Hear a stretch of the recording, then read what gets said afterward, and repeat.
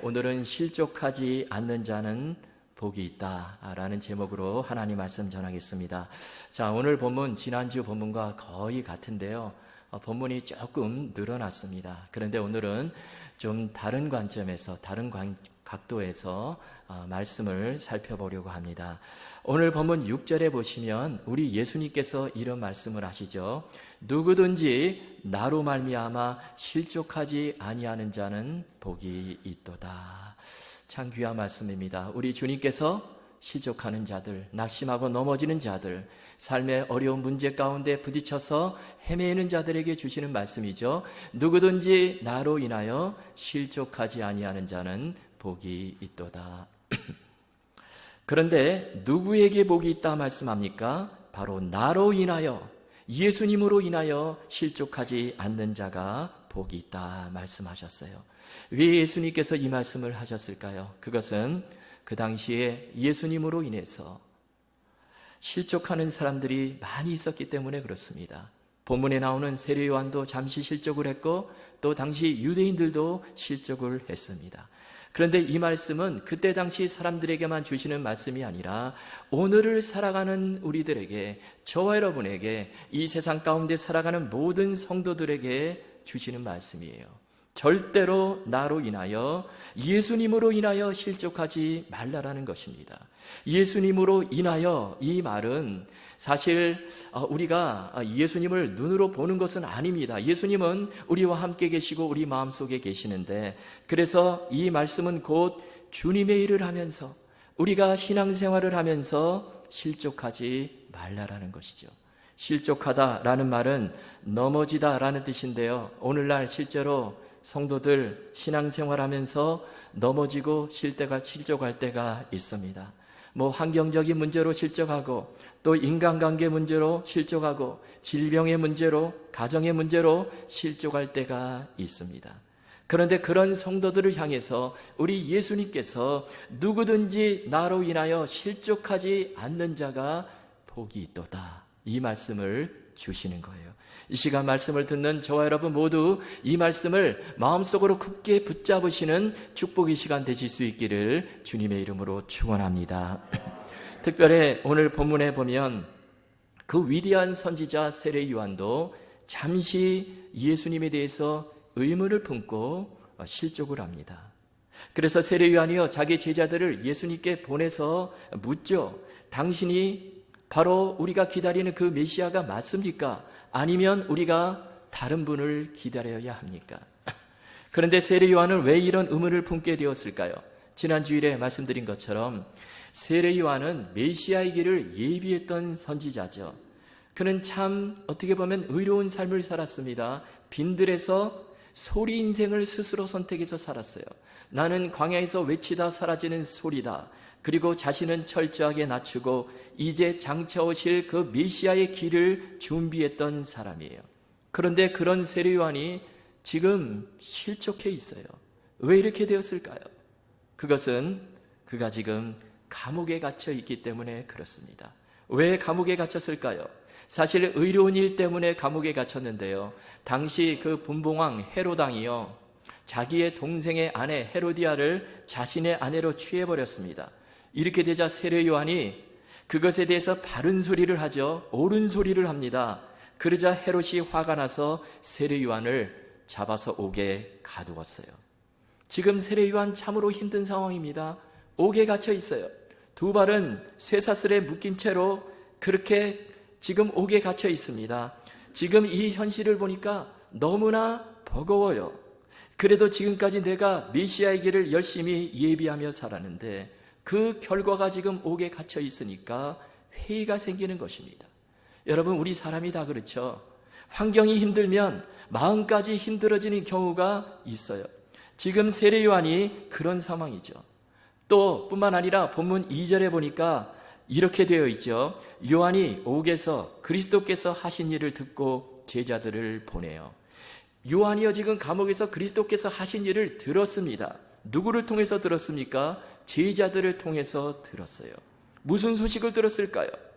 소식을 들어보니까 예수님이요, 그저 그냥 병자나 고치고 다니고 가난하고 불쌍하고 힘든 사람들, 그런 사람들 찾아다녀서 뭐 복음을 전한다고 그러고 이런 소식을 들은 것입니다. 세례 요한이 보기에 세례 요한이 기대했던 메시아와 좀 다르게 보이는 거예요. 너무 좀 약해 보입니다. 뿐만 아니라 그의 제자들이 와서 이런 말을 했을 것입니다. 좀 이렇게 부추기는 말을 했을 거예요. 선생님, 예수님이 진짜 메시아라면 어째서 선생님이 지금 이 감옥에서 이 고생을 하고 있습니까?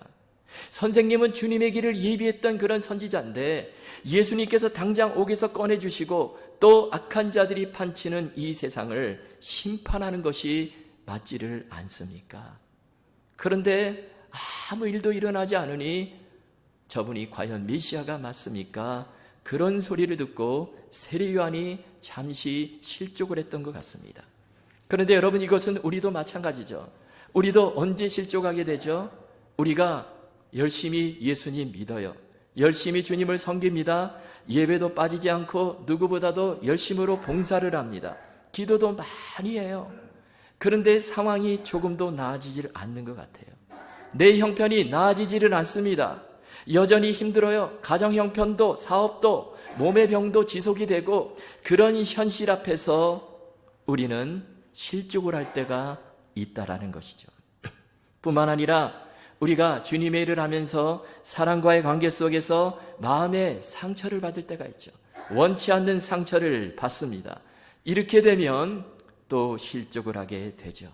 그런데 그러한 우리들에게 오늘 예수님께서 주시는 말씀은 누구든지 나로 인하여 실족하지 않는 자가 복이 있도다. 이 말씀을 주시는 거예요. 정말 실족할 수밖에 없는 그런 상황 속에서도 우리 예수 그리스도 주님 바라보고 실족하지 않는 자에게 복이 있다라는 것입니다. 예전에도 제가 말씀드린 것 같은데요. 제가 서울에서 학생 때 모교회를 다닐 때 교회에 큰 어려움이 찾아왔습니다. 정말 실족할 수밖에 없는 그런 상황이 벌어졌어요. 제가 중학생 때 여름 수련회를 갔는데요. 이 강가에다가 텐트를 치고 그렇게 수련회를 했습니다. 그런데요, 그때 아직도 이름이 기억이 나요. 저보다 1살 어렸는데 김원삼이라는 학생이 있었어요. 그런데 그 학생이 앞에 강이 쫙 있으니까 너무 좋아가지고 그냥 아무런 준비 운동도 없이 그냥 물속에 그냥 들어가 버린 거예요. 그러다가 뜻하지 않게 심장마비가 일어나가지고 그냥 물에 빠져 죽었습니다. 지금 너무나 상상도 못할 일이 벌어진 거예요. 순식간에 큰 사고가 벌어진 것입니다. 교사들이 손 쓸 틈도 없이 물에 들어가서 그 학생을 구해낼 틈도 없이 그냥 시신이 되어 떠올라 버린 거예요. 여러분, 이렇게 되면 그 어머니 권사님이셨는데 당연히 실족할 수밖에 없죠. 얼마나 고통스러웠겠습니까? 그 아들은 장남이었어요. 아들만 둘인데요. 큰아들 장남이 바로 수련회 가서 물에 빠져 죽는 그런 사고를 당한 것입니다. 어머니가요, 찾아와서 교사들 멱살을 잡을 수가 있어요. 전도사님에게도 원망과 불평을 쏟아낼 수 있습니다. 그런데 그 권사님은 그 죽은 아들의 시신을 붙잡고 통곡을 하더니 아무런 문제를 제기를 하질 않아요. 원망도 하질 않습니다. 하나님께서 내 아들을 수련회 가운데 데려가셨구나. 그렇게 믿음으로 받아들였어요. 그래서 교회가 위기를 넘기게 되고요. 권사님은 지금도 제 그 모교회에서 열심히 충성을 다하고 기둥과 같은 권사님이 되셨어요. 여러분, 실족할 수밖에 없는 상황에서 실족하지 않는 거, 이거 어떻게 보면 참 힘든 일입니다. 그런데 그때 우리가 붙들어야 될 주님의 말씀, 그 말씀은 바로 누구든지 나로 인하여 실족하지 아니하는 자가 복이 있도다. 우리가 이 말씀을 붙들어야 하는 것입니다. 여러분, 우리는 실족을 할 때가 있어요. 그러나 실족에 빠지면 안 돼요. 잠시 넘어지고 실족할지라도 다시 일어서야 하는 것입니다. 여러분, 우리가 그때 해야 될 일이 무엇입니까? 우리가 그때 그 실족한 상황에서 눈을 돌려서 살아계신 예수 그리스도 바라보는 거예요. 이 세상에는 수많은 소리가 섞여 있죠. 세상의 소리도 있고 사람의 소리, 마귀의 소리, 그리고 주님의 소리도 섞여 있습니다. 그때 우리가 붙들어야 될 음성은 바로 주님의 음성이에요. 주님의 음성을 듣고 그 주님의 음성을 내게 주시는 말씀으로 받으면 다시 일어날 수 있어요. 오늘 본문에 보면 세례 요한이 그래도 잘한 것이 있습니다. 그것이 무엇입니까? 바로 주님의 음성을 들은 거예요. 제자들을 주님께로 보내서 주님의 음성을 직접 들은 것입니다. 이것이 여러분 바로 이 실족에서 벗어나는 비결이에요. 세례 요한은 메시아에 대해서 의문이 생길 때, 내 생각에는 아닌 것 같을 때, 이렇게 회의가 될 때 그냥 그 상태로 주저앉아 버린 것이 아니라, 자포자기해버린 것이 아니라, 그때 제자들을 주님께로 보내고 주님의 말씀, 주님의 음성을 들었다라는 것입니다. 이것이 놀라운 일이에요. 그래서 세례 요한이요, 그 주님의 음성을 듣고 다시 일어서게 되는 것이죠. 여러분, 우리도 실족하고 넘어졌을 때 중요한 것은 주님의 음성을 듣는 것입니다. 세상의 소리, 사탄의 소리에 귀 기울이는 것이 아니라 주님의 음성을 듣고 일어나라라는 거예요. 사탄은 어떤 음성을 들려줍니까? 이 세상 속에서 계속 우리에게 속삭이죠. 너는 끝이야. 너는 안 돼. 너 같은 것이 뭐래. 너는 그냥 작심과 절망 가운데 살아. 뭐하러 그렇게 열심히 예수 믿으려고 하니. 그냥 편하게 믿어. 이런 소리를 계속해서 우리에게 들려주므로 우리를 계속해서 다운되도록 만듭니다. 그러나 우리 주님은 그렇지 않죠. 주님은 우리를 끝까지 위로해 주시고 용기를 주시고 다시 일으켜 세워주시는 음성을 지금도 들려주신다라는 거예요. 그러므로 우리가 실족하고 낙심할 때 우리가 붙잡아야 될 음성은 오직 주님의 음성입니다. 요한복음 5장 25절에 보면 예수님께서 이렇게 말씀하셨죠. 진실로 진실로 너희에게 이르노니 죽은 자들이 하나님 아들의 음성을 들을 때가 오나니 곧 이때라 듣는 자는 살아나리라. 아멘. 여러분, 죽은 자들도 하나님 아들의 음성을 들으면 살아난대요. 주님의 음성은 심지어 죽은 자도 살리는 능력이 있다는 것입니다. 정말 움직이지도 못하고 완전히 밑바닥에서 헤매이는 사람들을 다시 회복시키는 능력이 있다는 거예요. 그러므로 우리가 실족할 때 우리에게는 선택의 여지가 없습니다. 우리는 무조건 주님의 음성을 들어야 하는 거예요. 여러분, 이지선 자매 잘 아시죠? 23살의 나이에 큰 교통사고를 당했습니다. 차를 타고 가다가, 오빠 차를 타고 가다가 술 취한 음주운전자가 그냥 들이받아가지고요, 차에 불이 났어요. 그래가지고 전 몸에 55%가 화상을 입었습니다. 병원으로 옮겨졌는데 완전히 숫덩이처럼 까매요. 그 예뻤던 얼굴은 다 일그러지고요. 너무나 순식간에 비극적인 그런 상황을 맞게 된 것이죠. 거울 앞에 설 수가 없었다 그럽니다. 자신의 모습이 하도 흉측해가지고. 그래도 지금까지 예수 잘 믿고 살았는데 이런 일이 벌어진 거예요. 여러분, 이런 상황이 되면 실족하지 않을 사람 누가 있겠습니까? 당연히 실족하겠죠. 그런데 놀라운 것은 이지선 양, 그 불행한 현실을 딛고 일어서는 거예요. 하나님께서 놀랍게 쓰시는 위대한 인생을 살아갑니다. 사람들이 전혀 상상도 하지 못할 전혀 다른 인생을 살아가요. 살아계신 하나님을 전하고 자신처럼 불행과 절망 가운데 있는 사람들에게 소망의 메시지를 전하는 놀라운 영향력 있는 인생을 살아가게 되는 것입니다. 또 그 과정에서 UCLA 대학에서 사회복지학으로 박사학위까지 받고요. 지금은 저 한동대학에서 지금 교수가 되어 학생들을 가르치고 있어요. 여러분, 이지선 양이 어떻게 실족할 수밖에 없는 그런 상황 속에서 다시 일어설 수 있었을까요? 처음에는 그도 연약한 인간이라 자살 충동이 계속해서 일어났다고 합니다. 내가 살아서 뭐해? 그런 생각이 자꾸 들었어요. 그런데 어느 날 교회 나가서 기도를 하는데요, 담임 목사님이 오셔서 기도를 해 주십니다. 그런데 기도 가운데 이런 말씀을 하시는 거예요. 사랑하는 내 딸아, 내가 너를 세상 가운데서 세우고 병들고 약한 자들에게 희망의 메시지가 되게 하겠다. 기도 가운데 담임 목사님이 이 음성을 들려주었어요. 이지선 자매는 그 음성을 내게 주시는 하나님의 음성으로 들었습니다. 그 말씀을 붙잡은 거예요. 그 말씀 붙잡고 일어납니다. 낙심이 되고 절망이 찾아올 때마다 그 주님의 음성을 떠올리고 일어나는 거예요.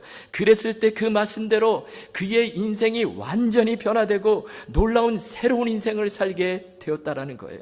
그 연약해 보이는 그 이지선 양 한 사람을 통해서 수많은 사람들이 주님께로 돌아오고 절망 가운데 있는 사람들이 빛을 보는 그런 놀라운 인생을 살게 되는 것입니다. 여러분, 중요한 것은 사실 내가 실족하는 것이 아닙니다. 우리는 실족할 때가 있어요. 그러나 그 실족에 빠져 있는 것이 아니라 그때 주님의 음성을 듣고 일어서는 거예요. 여러분, 양은 목자의 음성을 듣는다, 우리 주님께서 말씀해 주셨는데, 마찬가지로 내가 주님의 양이라면 우리는 주님의 음성을 들어야 하는 것입니다. 낙심케 하고 절망케 하는 음성을 듣는 것이 아니라 주님의 음성을 들으라는 거예요. 특별히 내가 버려진 것 같고 아무도 나를 돌아보지 않을 그런 상황에 있을 때, 그런 생각이 들 때 우리가 들어야 될 주님의 음성이 무엇일까요? 이사야 43장 1절 말씀입니다. 야곱아, 나를 창조하신 여호와께서 지금 말씀하시느니라. 이스라엘아, 너를 지으신 이가 말씀하시느니라. 너는 두려워하지 말라. 내가 너를 구속하였고 내가 너를 지명하여 불렀나니 너는 내 것이라. 또 낙심되고 절망이 될 때, 현실의 벽이 너무 높아요. 그래가지고 정말 낙심되고 절망이 될 때, 그때 우리가 들어야 될 주님의 음성, 시편 42편 5절 말씀입니다. 내 영혼아, 내가 어찌하여 낭망하며 어찌하여 내 속에서 불안하여 하는고, 너는 하나님을 바라라. 그 얼굴의 도우심을 인하여 내가 오히려 찬송하리로다. 저는 개인적으로 길이 보이지 않을 때, 앞이 캄캄할 때요, 이 말씀을 언제나 떠올리고 놀라운 힘을 얻습니다. 잠언 3장 5절 6절 말씀. 너는 마음을 다하여 여호와를 의뢰하고 내 명철을 의지하지 말라. 너는 범사의 그를 인정하라. 그리하면 내 길을 지도하시리라. 여러분, 우리가 실족할 때, 낙심이 될 때, 쓰러질 때, 실패할 때 주님의 음성을 듣게 되면 그 음성이 저와 여러분을 살리는 능력이 된다라는 것입니다. 한국의 선한목자교회에서 목회하시는 유기성 목사님이 쓰신 예수는 나의 힘이요라는 책이 있습니다. 소책자예요. 그 책은 그 교회 교인이었던 고 김대영 권사를 추모하는 추모집입니다. 근데 이 권사님 여성분이 아니고 남성분이세요. 감리교라 그런지 권사님이 남성분이신데요. 근데 그 권사님의 그 생전의 그 믿음의 삶을 이 담임 목사님이 책으로 내서 추모집을 발간을 했습니다. 얼마나 하나님 앞에 신실하고 고귀한 삶을 살았으면 그 교회 담임 목사님이 그 교회 성도를 추모하는 책을 내겠습니까? 그런데 본래 고 김대영 권사님은 그런 분이 아니었어요. 이분은 어려서부터 너무나 불우하고 방황하는 삶을 살았습니다. 태어날 때부터 부모님은 이혼하고요. 또 어려서부터 알코올 중독에 빠지고 대마초를 피우고 음란한 생활을 하고 참으로 방탕한 생활을 살았습니다. 그러다가 믿음의 아내 김인자 권사를 만나서 예수님을 믿게 되었는데요. 그런데 그 뒤로도 심각한 가정생활을 이어갑니다. 이 유부녀인 한 여성과 몰래 불륜관계를 맺고 살아가는 거예요. 가정이 있는데, 상대방도 가정이 있는데 유부녀와 지금 불륜관계를 계속해서 맺고 살아갑니다. 그런데 어느 날 그 여성이요, 실증이 났는지 이제 우리 그만 만납시다. 각자의 가정으로 돌아갑시다. 그렇게 이별 통보를 해버리는 거예요. 그 말을 듣자 이 김대영 이분이요, 순식간에 배신감과 분노에 사로잡히게 됩니다. 그래서 이렇게 된 이상 너 죽고 나 죽자, 그런 심정으로 내 가정과 당신의 가정 모두를 내가 다 파괴시켜버려야 되겠다, 그렇게 결심을 하고요, 양쪽 가족을 다 한자리에 불러 모았어요. 그리고 지금까지의 불륜의 관계 있었던 일을 다 폭로해버렸습니다. 양쪽 가정이 완전히 깨져버리고 도저히 회복될 수 없는 그런 상태로 만들기 위해서 그런 짓을 벌인 것이죠. 그런데요, 그의 뜻대로 되지를 않아요. 이상한 일이 벌어집니다. 도저히 이해할 수 없는 일이 벌어져요. 지금까지 불륜관계였다, 그 충격적인 말을 들은 누가 가장 충격적이었을까요? 그분의 아내죠. 아내가요, 난리를 칠 줄을 알았는데 그 모든 사실을 다 듣고도 하는 말이 나는 내 남편을 용서합니다. 그런 말을 하는 거예요. 정말 지금 실족할 수밖에 없는 상황이죠. 아내도 모르게 남편이 그것도 유부녀와 계속해서 불륜관계를 맺어왔는데 또 남편이요 그 사실을 지금 다 폭로해버리고 두 가정이 지금 완전히 파탄날 그런 위기에 있는데 그런데 그 아내가 내 남편을 용서합니다. 그렇게 말하는 거예요. 그래서 그 두 가정이 살아나게 됩니다. 남편은요 그 아내의 말에 충격을 받아요. 그리고 아내가 믿는 그 예수님, 이분이 진짜 누구인가 그것을 알고 싶어졌습니다. 그래서 아내가 다니는 교회에 나가게 되었는데 그때 마침 목사님께서 설교 가운데 잃어버린 양을 찾아 나서시는 그 목자에 대한 이야기를 하는 거예요.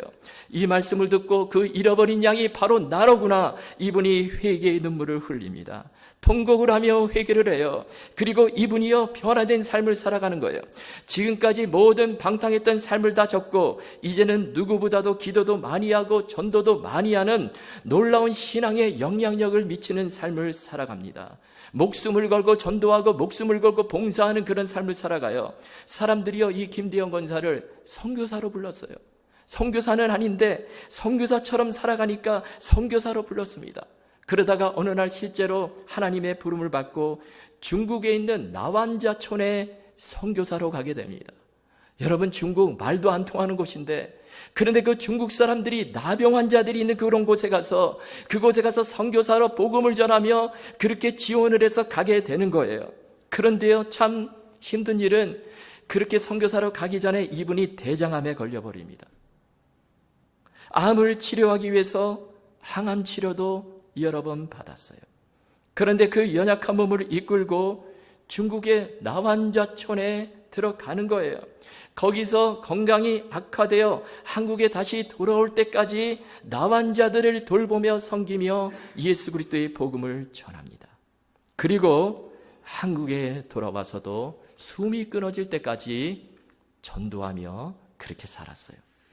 이분이 장례식이 열렸는데요. 수많은 사람들이 모였습니다. 그리고 모두들 다 그 고 김대영 권사님에게 경의를 표하는 거예요. 무엇보다도 예전에 하도 방탕한 삶을 살아서 가족과의 관계가 다 끊어져 버렸는데 이제는 부모님과 동생들과의 관계도 다 회복이 되고요. 또 자녀들과의 관계도 회복이 되었습니다. 예전에는 아이들이 아빠와 한 시간, 그냥 한순간도 있는 것조차도 싫어했는데 그런데 이제는 김대영 권사가 세상에서 가장 존경받는 아이들의 아빠가 되었습니다. 그런데 여러분 중요한 것은 이 남편이요 자신의 불륜 사실을 다 폭로해버리고 모두 죽어버리자 그렇게 나오는데 어떻게 그 아내는 남편을 용서하고 그 두 가정을 살릴 수 있었을까요? 그것은 바로 평소에 들었던 주님의 음성을 붙잡았기 때문입니다. 무슨 음성을 들었을까요? 주님이 너희를 용서하신 것 같이 너희도 용서하라. 이 주님의 음성을 듣고 이 음성을 붙잡고 그대로 했을 때 가정이 살아나고요. 또 남편이 변화되고 위대한 인생을 살아가는 그런 기적과 같은 일이 벌어지게 되었다는 것입니다. 그래서 유기성 목사님이요. 그 고 김대영 권사님의 그 이야기가 하도 의뢰로 와서 그 이야기를 추모집으로 엮어 책으로 냈습니다. 여러분 마찬가지입니다. 우리가 실족했을 때 어떻게 다시 일어설 수 있을까요? 그 비결은 오직 주님의 음성을 듣는 거예요. 그 말씀을 내 마음에 품는 것입니다. 그리고 그 말씀대로 사는 거예요. 그러면 그 말씀이 우리를 살리게 될 것입니다. 자, 그러면 세례요한이 실족했을 때 어떤 주님의 음성을 들었을까요? 주님께서 그에게 주신 말씀이 무엇이었을까요? 세례요한은 자신의 제자들을 통해서 예수님의 주님의 음성을 듣는데 그런데 그때 예수님께서 참으로 놀라운 것은 그런 세례요한을 꾸짖질 않으십니다. 책망하지를 않으세요. 대신에 그를 위로해 주십니다. 여러분 11절 말씀입니다. 내가 진실로 너희에게 말하노니 여자가 낳은 자 중에 세례 요한보다 큰 이가 일어남이 없도다. 그러나 천국에서는 극히 작은 자라도 그보다 크니라. 우리 주님의 말씀인데, 주님은 자신에 대해서 회의를 품고 의문을 갖고 있는 이 요한에게 여자가 낳은 자 중에 가장 큰 자다, 이렇게 칭찬해 주셨어요. 여러분, 세례 요한은 그 말씀을 듣고 위로를 받았을 것입니다. 그런데 그 뒤에 나오는 말, 그러나 천국에서는 극히 작은 자라도 그보다 크니라. 이 말씀 무슨 말씀일까요? 이 말씀은 요한을 깎아내리는 말씀이 아닙니다.